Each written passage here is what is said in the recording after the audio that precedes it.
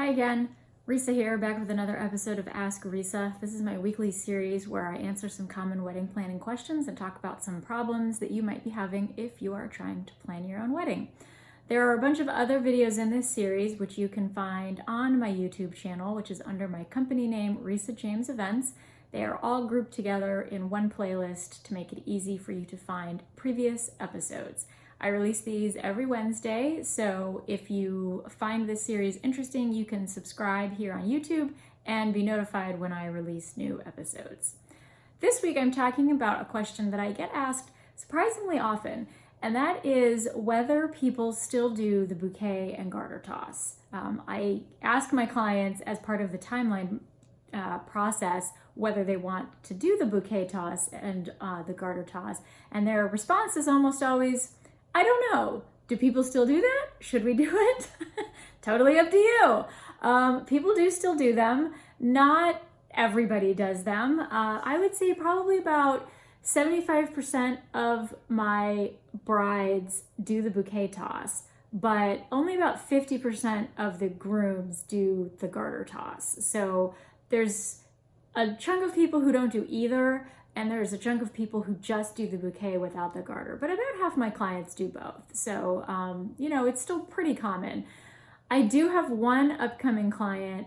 I'm not sure what they're doing yet. They haven't decided, but they're thinking about doing the bouquet toss and then the garter removal, but no garter toss. And they asked me what I thought about that. And I said, that's fine. I've never had anybody do that.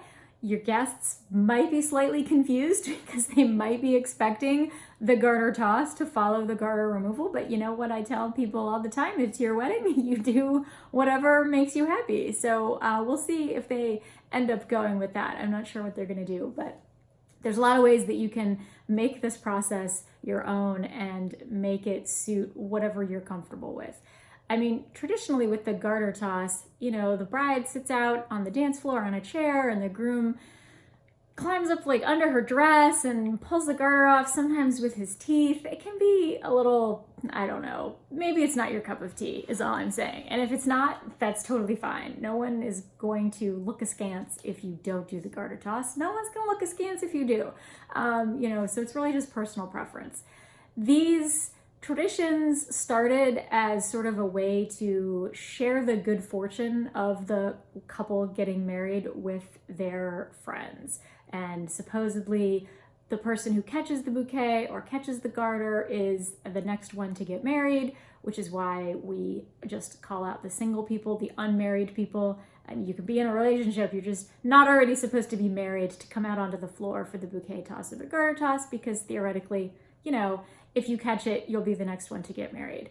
Fun fact, when my brother Doug got married, my brother Evan's girlfriend caught the bouquet at that wedding, and they got married a couple of years later. And then at my wedding, my brother Matt's girlfriend caught the bouquet when I tossed it, and they got married a couple of years later. So I don't know, in my family at least, the tradition does ring true, and whoever catches the bouquet is like the next to get married. So, I don't know how much stock you want to put in that. If you are going to do a bouquet toss, ask your florist to make you a small tossing bouquet.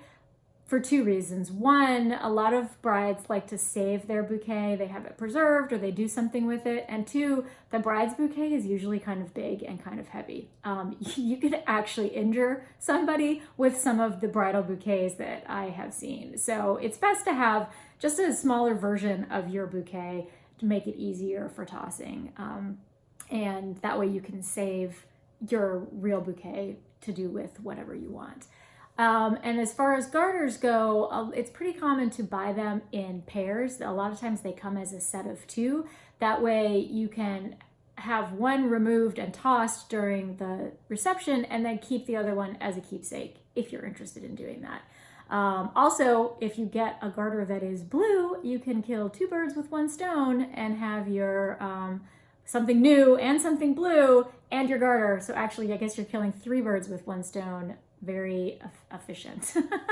And Etsy, of course, I recommend Etsy all the time, is a good place to find garters. There's a million of them on there.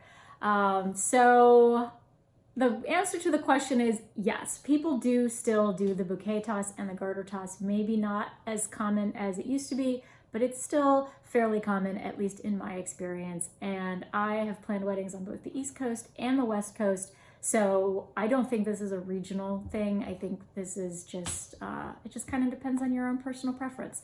So, hey, I'd love to know if you are or are not planning to do a bouquet or a garter toss at your wedding. Comment below, let me know. I'm really curious to see what the world of the internet thinks about the bouquet and garter toss. And, so if you want to let me know whether you're doing it or not and why you made that decision, that would be great. I'd love to hear from you. And if you have any questions, feel free to leave those in the comments as well, and I will answer them in a future episode. Until next week, I will talk to you then. Bye.